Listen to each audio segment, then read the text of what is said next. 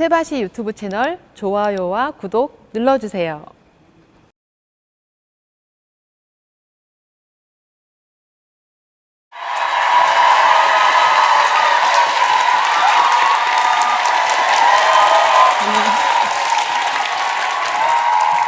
안녕하세요. 테드를 거치지 않고 바로 세바시로 온 은유입니다. 네. 오늘 저는 이제 한 권의 책을 여러분께 소개해 드리려고 해요. 얼마 전에 펴낸 알지 못하는 아이의 죽음이란 책인데요. 이 책의 주인공은 고 김동준 군이에요. 특성화고에 게임 프로그래머가 되기 위해서 들어갔고 이제 10월에 고3 10월에 취업을 했습니다. CJ 진천공장, 우리가 먹는 햄이랑 소시지를 만드는 육가공 공장인데요. 거기에 취업해서 이제 일을 했습니다. 동준군이 학교 생활을 굉장히 즐겁게 했었는데요. 직장 생활은 그렇지 못했습니다. 설을 앞두고 주문량이 많아서 야근을 했고요. 아무래도 신입이다 보니까 좀 서툴어서 좀 구박을 많이 받았습니다. 일이 서툴다, 손이 느리다. 그리고 회식에 가서는 강요를 좀 당했어요. 뭐 술을 마셔라, 담배를 피워라, 그리고 2차로 노래방에 가서 춤을 춰라, 노래를 불러라, 이런 강요를 당해서 굉장히 괴로워했습니다. 그러다가 어느 날 회식에서 폭행 사건이 일어났어요. 동기인데 나이가 많은 형이었어요. 동준군을 불러서 너네가 일을 못해서 내가 위에서 자꾸 구박을 받는다. 일 좀 똑바로 해라. 라고 이야기를 하고는 이제 구타를 했습니다. 그리고 나서 내가 때린 사실을 또 말하면 가만두지 않겠다고 협박을 했어요. 진천 지역에 이 인근에 내가 아는 조폭 형들이 굉장히 많다. 너가 내가 때린 사실을 말하면 그 형들한테 이야기해서 너를 가만두지 않겠다라고 이야기를 했죠. 그러니까 동준군은 이제 학교에서 공부하고 게임하다가 이제 회사 생활을 한 지 얼마 안 되는 아이였기 때문에 굉장히 겁에 질렸습니다. 그래서 그 폭행 사건이 있던 날이 목요일이었는데요. 금요일 날 선생님한테 전화를 했어요. 선생님, 저 이런 일이 있었어요. 라고 그랬더니 선생님이 이제 오늘 금요일이니까 월요일 날 회사로 갈게라고 말했습니다. 그리고 토요일에 이제 집에 가서 부모님께도 이야기를 했어요. 나 이런 일이 있었다. 형이 괴롭힌다. 하니까 어머니가 조장에게 전화를 해서 우리 아이가 좀 힘들어하니까 잘 좀 봐달라라고 또 이야기를 했습니다. 그렇지만 동준군은 두려웠어요. 왜냐하면 형이 이야기를 하지 말라 그랬는데 이야기를 했잖아요. 그러니까 어떻게 형 얼굴을 볼 것이냐, 월요일 날. 그 두려움에 SNS에 이런 글을 남겼습니다. 저는 너무 두렵습니다. 내일 난 제정신으로 회사를 다닐 수 있을까요? 내일 인사과에 나를 때렸다는 사실이 전해질 텐데 그 형의 반응을 견뎌낼 수 있을까요? 동준군은 일요일 밤에 기숙사로 복귀해서도 잠들지 못했어요. 그리고 선생님한테 이런 문자를 보냈어요. 선생님, 저 무서워요. 선생님이 월요일 날 아침에 출근해서 그 문자를 보고는 단문자를 보냈습니다. 동준아, 괜찮아. 걱정하지 마. 네 뒤에는 쌤이 있잖아. 그렇게 보냈는데 너무 늦은 문자가 되었습니다. 동준군은 그 전에 아침에 출근하는 길에 7시 47분에 기숙사에서 몸을 던졌습니다. 그래서 동준군이 졸업식 때 입으려고 사둔 양복과 구두는 유품이 되었죠. 2014년 1월에 있었던 일이에요. 그 뒤로도 이제 현장 실습생의 죽음이 계속됐죠. 제주도 생수 공장에서 일하던 이민호 군이 기계에 몸이 껴서 숨졌고요. 그리고 외식업체 토다이에서 수프 끓이기 업무를 담당하던 김동균 군 역시 몇 달 동안 뭐 손에 꼽을 만큼밖에 쉬지 못했다고 해요. 굉장히 힘든 노동을 했고 수프 끓이기 업무를 하다가 뭐 화상을 또 굉장히 많이 입었었고, 근데 또 선임들이 괴롭히고 이래서 또 스스로 목숨을 끊은 사건이 있습니다. LG텔레콤에서 일하던 홍수연 양도 현장 실습생인데도 불구하고 해지 방어팀의 발령을 받아서 일하다가 또 스스로 목숨을 끊었고요. 현장 실습생은 아니지만 특성화고 졸업생 중에 구의역에서 스크린도 고치다가 또 숨진 김군, 태어나력에서 일하다가 역시 기계에 몸이 끼어서 숨진 김영균 씨 다 특성화고 졸업생입니다. 이런 식으로 우리가 평소에 잘 알지 못했던 어떤 사람들인데 특성화고 졸업생들은 사망 사고를 통해서만 우리 사회에서 존재가 드러나죠. 죽어서도 계속 무슨 양, 무슨 군으로 불려 나옵니다. 아디치에도 책에 그런 이야기를 썼는데요. 어떤 일이 계속 반복되면 상식이 된다. 그래서 우리는 은연중에 그렇게 생각할지도 몰라요. 아, 특성화고 다니는 사람? 아, 그래, 좀 힘든 일을 하지. 안타깝지만 일하다가 죽기도 하지. 좀 불행해도 되는 존재라고 우리가 생각을 하게 되는 것 같기도 합니다. 그래서 제가 이 책을 썼습니다. 특성화고 가는 사람들은 왜 가는 걸까? 각자의 사정과 이유가 있어서 가는 것이고요. 이제 행복한 삶을 살기 위해서 가는 것이죠. 근데 사회 시스템이 불안정하기 때문에 불행하게 이제 목숨을 잃어야 했던 사건이었고요. 그래서 특성화고 학생에 대한 좀 편견을 없애고 그 아이들은 어떤 삶을 살고자 했는지 전하고 싶었습니다. 불행해도 되는 존재는 없다. 예, 우리가 이 말을 좀 기억했으면 좋겠고요. 그리고 또 하나는 동중군 이야기를 좀 남의 일이라고 생각하기 쉬운데요.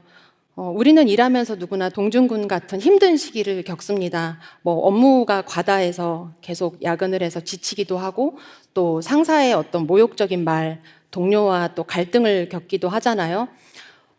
그렇게 지쳐갈 때 회사를 그만두기가 굉장히 어렵죠. 남의 돈 보는 게 어디 쉽니? 견딥니다. 이런 이야기를 듣고 또 월세는 어떻게 할 거야? 핸드폰 요금 내야지. 대출금 갚아야지. 라고 합리화를 하면서 자기 아픔을 굉장히 눌러놓죠. 그리고 저도 크면서 엄마한테 그런 이야기 많이 들었는데요. 아파도 학교 가서 아파라. 예, 쓰러져도 회사 가서 쓰러져라. 부모님들은 자식을 많이 그렇게 키웠어요.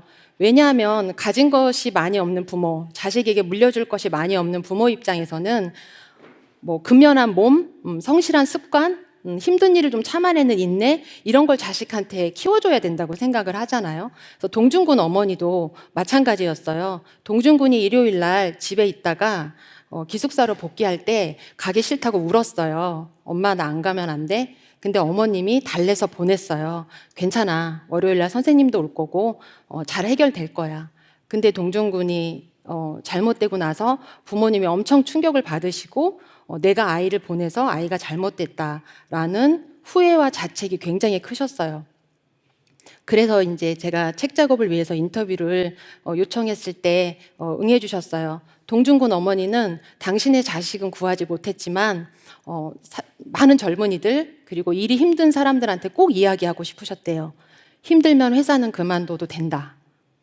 살면서 다른 방법을 찾아보면 다 길이 있다라는 이야기를 꼭 전하고 싶었다고 했습니다. 그래서 저도 동중군 사건을 통해서 우리가 한번 돌아보자. 우리가 일을 어떤 의미가 있는가, 내 일은 일이 나를 살게 하는가, 죽게 하는가, 이거 질문 던져봐야 되고요. 직장을 지키는 것보다는 나를 지키는 게 우선이다. 라는 이야기 꼭 전해드리고 싶었습니다. 그래서 우리가 삶에 대해서 어떤 설계를 하잖아요. 꿈도 꾸고 잘 살고 싶어, 미래에 무엇이 되겠다, 이렇게 하는데 정작 우리에게 필요한 것은 오늘 하루를 살아갈 용기가 아닌가 싶습니다. 그래서 그런 이야기를 같이 나눠보고 싶었고요. 사람들은 또 이렇게 말해요. 안타까워하면서도 남자가 뭘 몇 대 맞더니 그걸 갖고 죽냐.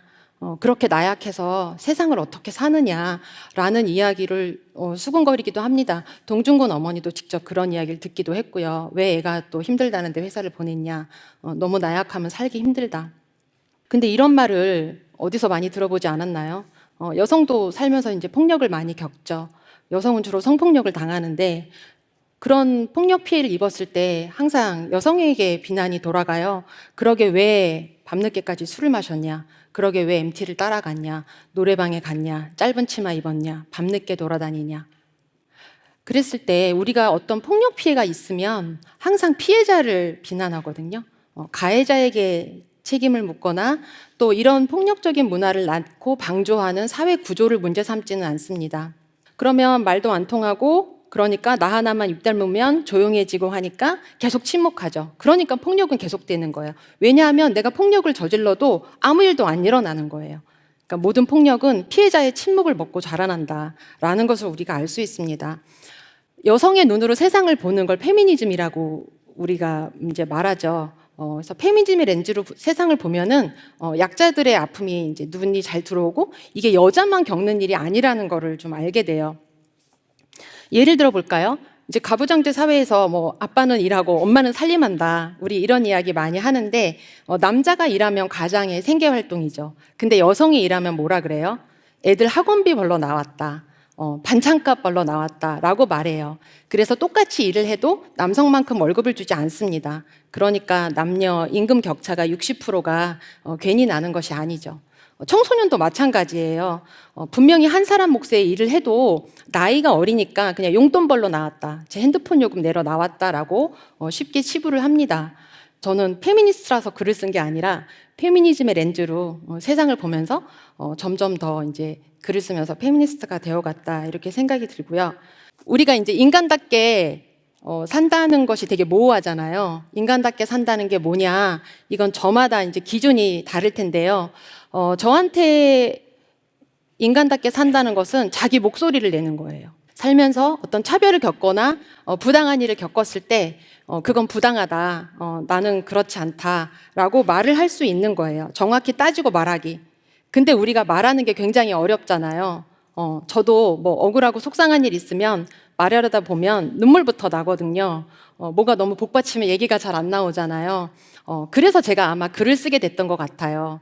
글쓰기라는 것은 자기 생각과 느낌을, 의견을 굉장히 정확하고 안전하게 표현할 수 있는 좋은 방법이었어요, 저한테는. 그리고 글쓰기가 또 파급력이 있어요. 이제 글을 써서 어떤 공적인 매체나 또 SNS 같은 데 올리면 사람들이 막 공감을 해주죠. 2016년부터 시작된 전 미투가 이걸 잘 보여준다고 생각을 하거든요. 미투가 일어나서 우리가 폭력을 말하게 됐을 때 그 성폭력이나 뭐 많은 폭력이 줄어들 수 있죠. 성폭력이 줄어들면 직장 내 폭력도 줄어들고 네, 군대 내 폭력도 줄어들고 학교 폭력도 줄어들 수 있습니다. 아이러니하게도요, 폭력이 사라지게 하는 방법은 폭력에 대해서 계속 이야기하는 거예요. 표현을 하는 겁니다. 그래야 없어져요. 그러니까 우리는 더 많이 말하고 글을 써야 하는 게 아닐까. 얼마 전에 이제 7월에 직장 내 괴롭힘 금지 제도가 시행이 됐잖아요. 그것도 피해자가 입을 열고 말하기 시작하면서 직장 내 괴롭힘이라는 거, 제도가 만들어진 거예요. 그러니까 말하기가 이렇게 중요합니다, 여러분. 다시 알지 못하는 아이의 죽음 이야기로 돌아가 보겠습니다. 이 책을 읽은 한 대학생이 이런 리뷰를 썼어요. 엄마가 늘 말했다. 너 공부해야 사람 대접받는다.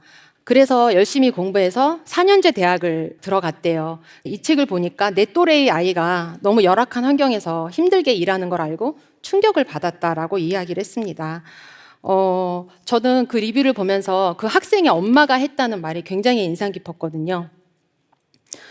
학생의 엄마가 자식한테 그렇게 말할 수밖에 없는 것이 대한민국의 현실이죠. 너 무시당하지 않으려면 공부해야 돼. 너 안전하게 하려면 힘을 키워야 돼. 세월호 사건 한참 일어났을 때 엄마들이 막 수영 가르치고 그랬거든요. 아이들한테. 근데 세월호 희생자 중에 정말 이름도 김수영인 선생님이 있는데 김수영 선생님이 정말 수영 잘하셨거든요. 이게 수영에서 해결될 문제가 아니거든요. 개인이 뭔가 자기의 능력을 키워서 이 일을 헤쳐나갈 생각을 하는데 그렇지 않다라는 거예요. 민호 아버지도 굉장히 자책하셨어요. 민호가 가난한 집에 태어나지만 않았더라면, 민호가 특성화고만 가지 않았더라면 이런 일을 겪지 않았을 텐데 이거는 무능한 아빠를 만난 내 잘못이다. 막 이렇게 자책을 많이 하셨거든요. 저는 그렇게 생각하지 않아요. 어떤 부모를 만나도 공부를 잘하든 못하든 어디서 일해도 안전을 지킬 수 있어야 하고요. 또 존엄을 지킬 수 있는 사회여야 한다고 생각합니다. 살려고 일하는데 일하다가 죽는다는 건 말이 되지 않죠. 네. 그래서 전 당부를 좀 드리고 싶어요. 우리 아이 특성화고 보낼 거 아니야. 그리고 나는 뭐 공장에서 일할 일 없어. 라고 외면하지 말고 좀 주변을 많이 돌아보셨으면 좋겠어요. 알지 못하는 아이, 그리고 알려고 하지 않았던 아이, 그것은 자기 내면에 있는 아이일 수도 있거든요. 그걸 좀 들여다보자고요. 우리가 살면서 폭력의 이제 피해자나 가해자가 될 확률은 사실 평범한 사람들은 좀 많이 낮아요. 없다고 할 수 있는데 우리가 폭력의 목격자가 될 가능성은 저는 많다고 생각해요. 폭력이 발생했을 때 침묵하지 말고 간섭하고 이야기를 해야 된다라고요.